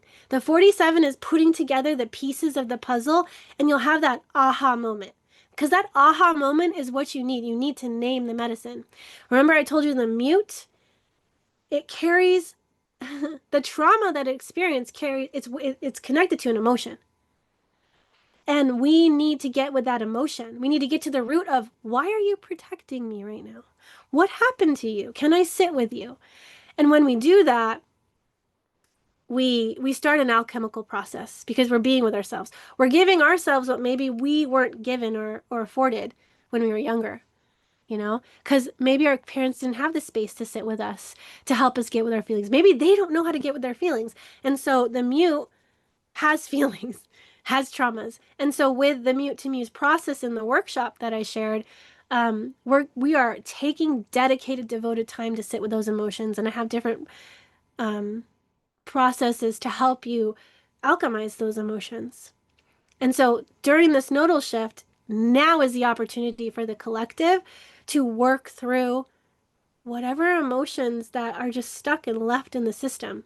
The past is the 47. It's transmuting the past. If we're not connecting the past to emotion, we're just intellectualizing something. We're not actually integrating it because we're not feeling it. We numb it to keep ourselves safe, to because it's also not very, it doesn't feel good sometimes, right? Negatively valenced emotions are not favorable to people. Sadness, depression, anger, rage, fear. I can't tell you how much fear I've been transmuting because of a moment last November where my expression was physically stopped, and my throat would get tight. That fear would rise again. I'm like, wow, fear's back. Okay, I'm feeling there's a resonance in whatever's happening right now that feels like that past moment. And I've had to keep metabolizing it, like being with myself. It's safe, it's safe, it's over. We survived, it's okay. And that's what I want to do with you guys, is give you opportunity to have a container of safety where we're committed and we're accountable to be with ourselves. It's really, really, really sad how busy we make our lives to avoid the feeling, to avoid feeling the feeling. I'm really sad right now. It's I feel my mom. She's very busy, busy energy, and whenever I'm around her, she just cries and she's like, "Why do you do this to me?" I'm like, "I don't know why. You're because you're allowed to feel with me. Like you can feel. You don't have to hide it." But we had conversations before about how it wasn't safe to feel. It was so busy. Her mom was drowning in 4 children, and she was like, you're the oldest. You're gonna be the one to take care of everyone, and we don't have time for your emotions. Grow up, grow up, grow up, grow up right now." And guess what? She didn't have space to feel. And so Busy, busy, busy, doing, doing, doing was what made her valuable. Feeling? No, she's an emotional authority. It's really sad when parts of us aren't welcome. And I think that's the core of this all. We want all emotions, all parts of us to sit at the table. And thank you, Lori, for asking that question about the nodal shift because the 22 lets all the emotions sit at the table. It's like the Knights of the Round Table with every emotion sitting around the table. And guess what? When one stands up because it's got issue, we're like, you have the stage. What would you like to share? You can also imagine our emotions as being separate parts and identities, and imagine yourself sitting in a boat, like a rowboat, not a stable boat, a rowboat. And you have like we're all needing to row. But if one of our parts are triggered, you know what they do? They stand up and they freak out. And then the whole boat shakes. And we're like, oh my God. And it's in the moment right there that matters. Do you tell that part to sit down, shut up, get out of, like, you are messing this? We're trying to get to the island and you're screwing up the process. Shame, shame, guilt, sit down. Was that done to you? Most likely it was. And that's how we learned. When an emotion stands up, why are you doing this? Stop making an issue that where there's a non-issue. So in that moment, we got to be like, everybody stop rowing. Let's see what's going on. And when we do that, we all get into harmony and synergy together because that part's heard and felt, and then it sits down. And then we work together. Teamwork! We have to. So that, what are we doing with this transit shift? We're doing exactly that. And why is mute to muse the solution for that? One of the solutions for that? Because we sit with the emotions and we say, oh, this came up. Okay. And that is in the way of the muse. If that part may have sat down, but it's not shutting up. It is hijacking your nervous system. Nothing's coming out of you. Nothing. So that's why we got to get that part to come back in. And yes, you'll express. Like that part's not going to be a big block or barricade in front of you. You'll express. It's just with your wholeness, with the totality of you. No, because that part's left out. And that part probably has like a crap ton of magic in it. And you're like, sorry, it has so much emotion. It's also filled with so much vitality. Emotions are what make messages sparkle.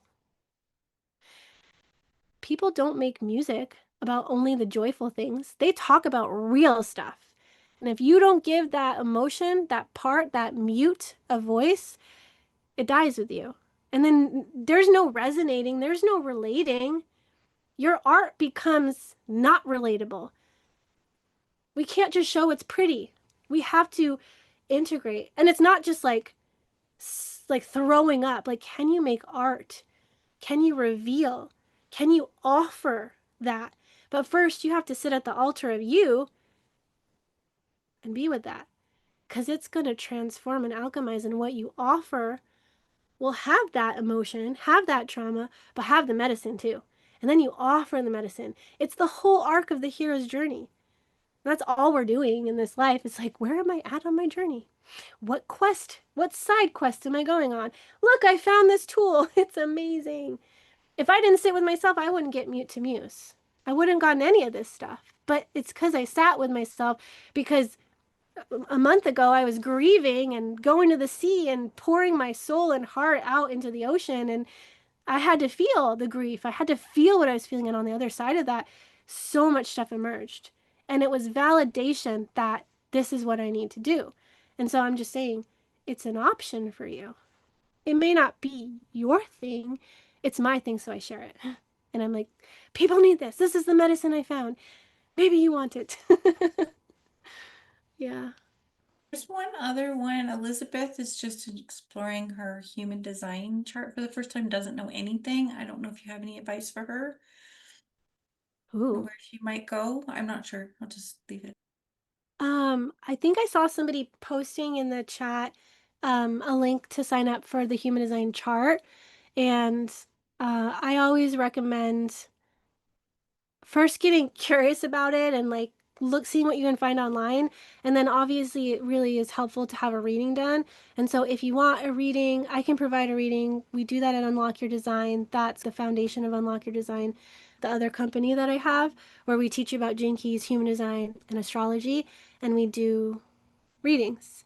So if you want to do that, I also have soul recognition readings. That might be a easier way in as well if you're dabbling and it's not as expensive for those of you that are kind of curious, but you don't know if you want to commit. And the soul recognition readings is where I do 15 to 30-minute reading of your chart. You're not there. And then I write a love letter to you about all the amazing things that are in your design. With the validation of the reading, here are the things that are in your design, and here's why you're so amazing. And that's really helpful. And I like going into the system in that way because, sure, there's plenty of freaking flaws to find, and you're going to find them. But I want you to have a foundation of love first, then finding all the things you need to work on. I want you to just love who you innately are and orient with that. So that would be good.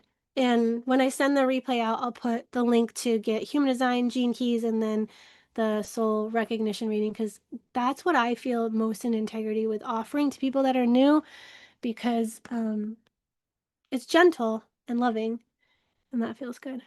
So validating and helpful in so many ways. I'm saying it for the workshop. Yay! I'm so glad.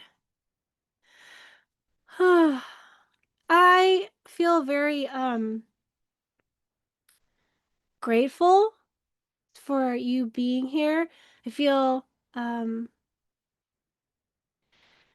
like the verge of like tears, or I know that it's there, but I don't want to do it for like performance or anything. I just can feel like this rising and welling, and I've been wanting to do this kind of stuff for like a really long time. And I remember saying a long time ago in Unlock Your Design, I want something to, yeah, that's it. I want something to stand for. I want something to stand behind, like the revolution. And that's what this is we would feel so much better if we just felt the feelings we were avoiding. Like, there's so much magic in us that is stifled by unprocessed trauma, by unprocessed emotions, and like life keeps giving us experiences to heal. I believe so deeply within the core of my being that life is self healing. We're on a journey of self healing, and everything that is delivered to us is a portal to more and more wholeness and peace. And I know that as humanity, we're moving back towards oneness, towards unity consciousness. And eventually we won't need separation in terms of separate bodies, separate people, separate personalities. And what's happening inside of you is a microcosm of the macrocosm. We're all just trying to heal. There's so much war outside. Everyone's fighting against each other. And it's really because there's so much war inside of us. And I just want like ceasefire, it's peacetime, and that starts inside of us.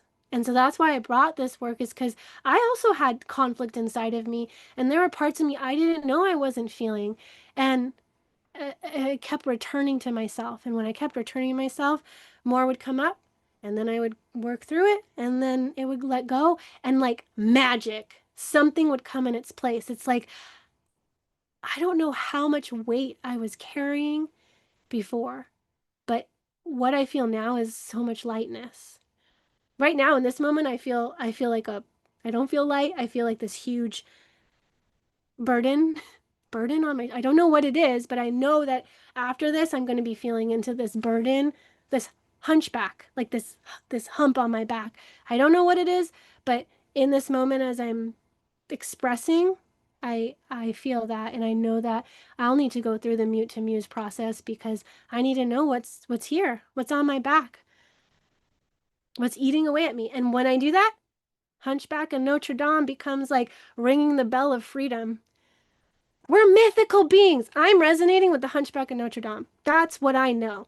I know that I have a resonance with that story. I don't remember it. I'm going to have to watch it. Come on, Esmeralda. Let's go. Ring that bell. I don't know what he says. He says something at the top of that tower, and I don't know what it is because I haven't watched that movie since I was a kid. So that is what I want you to be able to do. I want you to be able to go inside and be like, oh, what's this? Like Jack Skellington from Nightmare Before Christmas. What's this? What's this? It's like Christmas. There are presents that want to be opened in your heart. It's like, well, let's bring that out. What is that? And then something emerges, right? Because we're living mythic lives. We have resonance with archetypes and we're playing them out. Do you want to play them out subconsciously or do you want to play them out consciously? Your subconscious is like 95% running the show. You got 5% authority and autonomy. Your subconscious is literally the one that's like calling the shots. And we think like, oh yeah, I'm in charge. I'm the CEO. No, your subconscious is your CEO. And it's playing out myths. And so we got to go into those myths and say, how do I want to choose to be? And then you get to recognize the archetype and be like, hi, Hunchback. I know what you're trying to tell me. Or hi, Jack Skellington. Or hi, Selkie. If you resonate with the Selkie, there's a part of you that feels deeply betrayed, that forgot who you were, that took off your skin and put on a mask and said, I'm going to play housewife and have a bunch of kids and forget my song. I'm not demeaning being a housewife. That's an amazing role. Being a mother, that's an amazing role. But I am saying we forgot where we came from. We forgot who we are. In Cancer season, we got to come back home. And that's what the Selkie is saying to us. If given the opportunity, I just got chills. If given the opportunity, you'd go back home too. And that's the portal. Go back home. Is there more in the chat? I can't keep up. Love you all. I'm so happy to meet some of the new people and my friends. Guys, Spark of Creativity was birthed in the inner circle in Unlock Your Design, and some of these people are OG Spark of Creativity peeps. And it just needed a womb, a vessel to become. And then eventually it birthed outside of there, and now it's its own thing. And that's what I want to provide for each of you is it's a doula. It's doula work. We got to find a safe womb to grow in. And then eventually we birth ourselves and we can walk and talk and stand on our own. But there's parts of you that want to be birthed. There's parts of you that haven't had an expression and they want to grow up and they want to see the world and they want to run and jump and play. And your future self, the embodied, authentic, expressive, beautiful, creative being is like right there. And the more we chip away at the walls, the hurt, the trauma, the more she can evolve because we got to expand. Right now it's almost like, oh, contraction, contraction, right? And we got to expand. We got to make room for her. She big. So what's in the way? What needs reconciliation? What needs resolution? Oh, Carolyn, thanks for saying so much has shifted in my life since taking the workshop a couple weeks ago. Nice.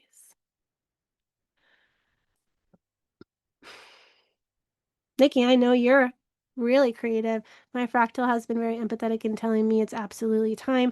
I'm one of those births that's well overdue, and my physical body is forcing things to happen. As feminine vessels, I know there might be some men in here. You guys have wombs too. It's just an energetic womb. As feminine beings, we're here to birth. We're here to birth new worlds, new creations. Like, we know what it's like. Some of you maybe have been a mother, some of you maybe haven't. Those of you that have been a mother, you know what it's like to carry life in you. You know what it's like to, you don't even have to try. Your body knows. It knows how to do it. And if we feed ourselves the right food, if we put ourselves in the right environments, we're creating a nurturing, supportive, like cushion for our child to grow in. And then we birth that baby. The parallels between creativity and like you birthing a business, you birthing an offering, you birthing a post, it's the same as the birth process. However, on the energetic realm, it's very, very easy to have abortions. Like trigger warning, I don't know if you guys have had not abortions, but miscarriages, abortions, any of those things, and they carry a lot of weight with them. But if we were aware of how many miscarriages and abortions we were having, on the creative realm, it would be a lot of weight on our soul. Not our soul, like something. Like our soul is pure whole and I'm sure like cheering you on the whole way.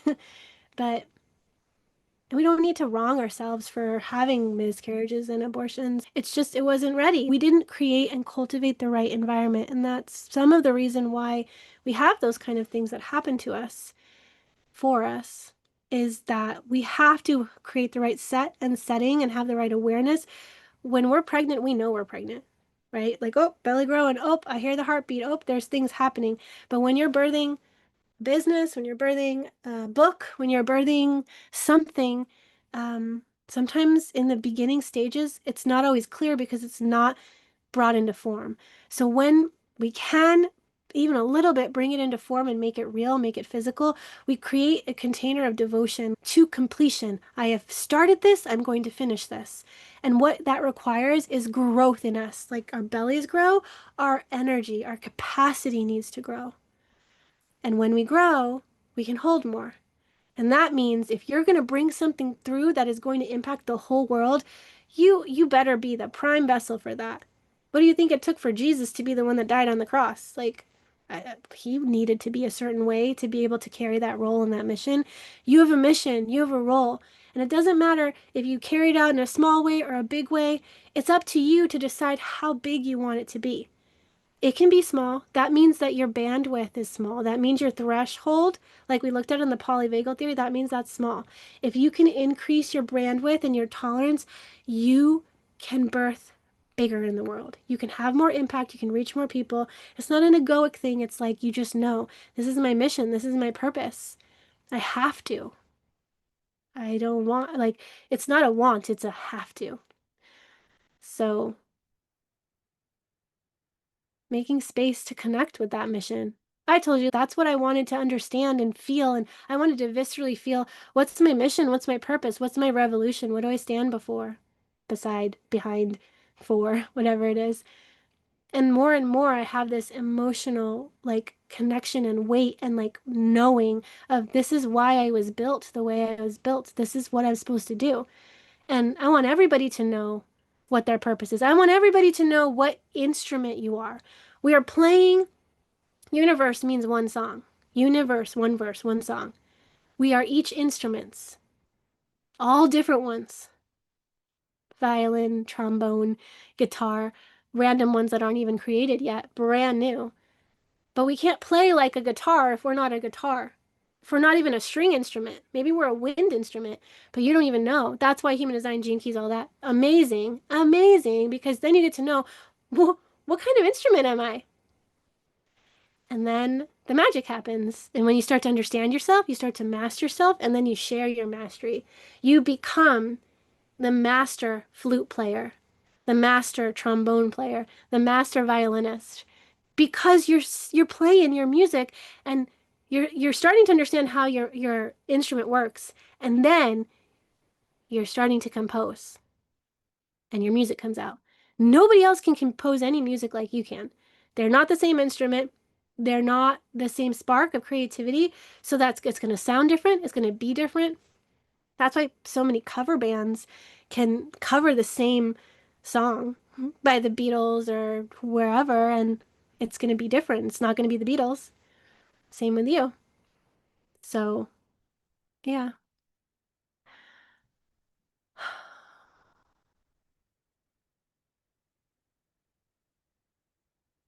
Anything else? Anyone else? Are you going to join? Did you join? You joined a workshop, didn't you?